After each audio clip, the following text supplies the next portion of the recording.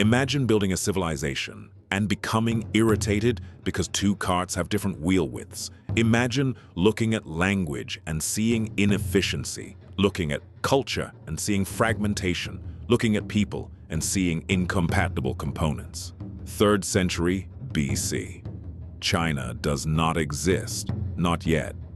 There are states, different rulers, different scripts, different measurements, different roads, different realities. One region writes differently, another trades differently, another measures distance differently. The world still behaves like thousands of independent decisions.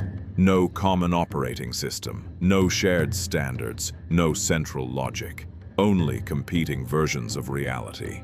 Most rulers accept this. Qin Shi Huang does not. Then one man appears and looks at all of this like broken software. Qin Shi Huang does not ask how to rule. He asks a different question. How do I eliminate variation? Because variation creates friction. Friction creates inefficiency, and inefficiency creates weakness. To him, disorder is not a political problem. It is a design flaw, something that can be corrected, something that can be engineered. The solution appears obvious. Standardize the writing, standardize the roads, standardize the currency, standardize the measurements, standardize movement, standardize reality itself. Cart axles become regulated, not symbolically, physically. If your wheels do not fit the imperial roads, you are inefficient. If you are inefficient, you disappear. This is not conquest, this is compression. An attempt to force millions of people into the same system, the same measurements, the same language, the same logic. For the first time in history, China begins moving toward a single design, and Qin Shi Huang intends to push that design much further than anyone can imagine. Roads become straight. Administration becomes geometric. Cities become measurable. Language becomes compatible. The empire begins behaving less like a civilization and more like a machine. Thousands of shovels strike the earth. Thousands of workers move together. Smoke rises above construction sites. Metal glows inside workshops. Orders travel across enormous distances. Nobody sees the emperor, only instructions.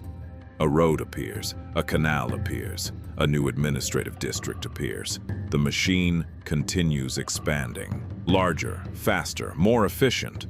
For the first time in history, millions of people who had once lived under different systems begin operating under the same one.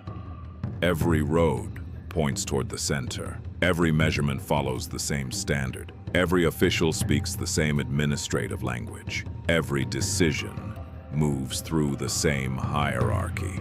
Most rulers conquer territory.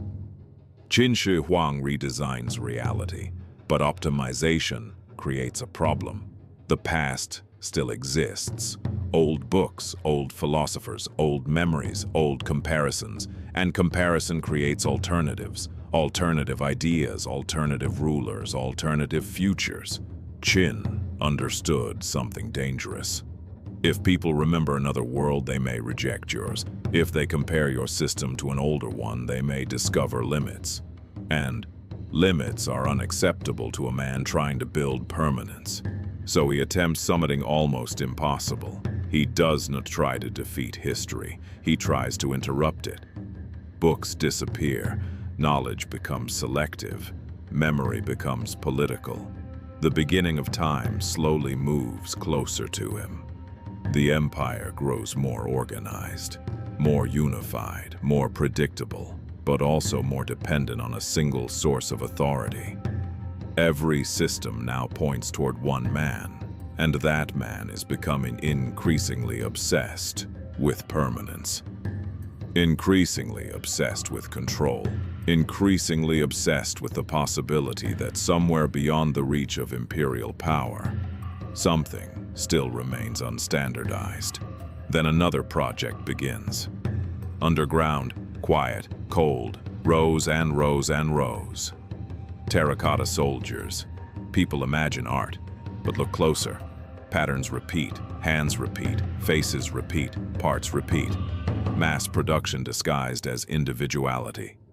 An empire made from interchangeable parts, building an army made from interchangeable parts. Even in death, Qin Shi Huang demands standardization.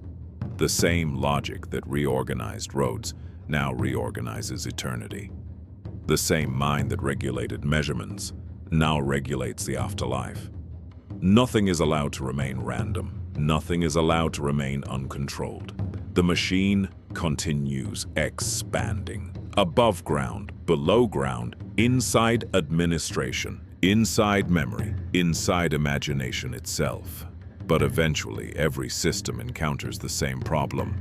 Something that cannot be measured. Something that cannot be regulated. Something that refuses compatibility. Death. For years, Qin Shi Huang searched for a solution. Doctors promised answers. Alchemists promised answers. Advisors promised answers. Immortality. Liquid metal. Mercury. The emperor drinks it. Again, again, again. Because after mechanizing China, he decides to mechanize death itself.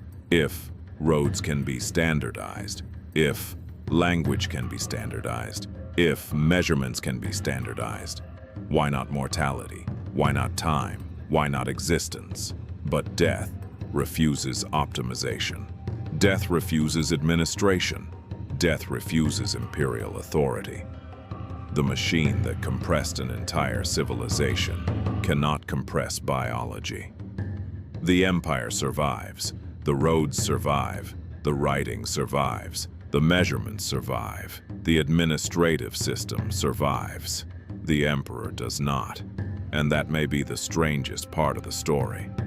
More than 2,000 years later, millions of people still live inside structures shaped by his decisions. The standards remain, the systems remain, the design remains. History remembers Qin Shi Huang as a conqueror, but conquerors seize territory. Qin Shi Huang redesigned reality. He looked at civilization and saw inefficiency. He looked at humanity and saw variation. He looked at chaos and saw a problem waiting to be solved. And in the end, the first emperor of China was never building a kingdom. He was building a system. A machine designed to eliminate difference. A machine designed to eliminate chaos. A machine designed to outlive its creator. Fade. Silence.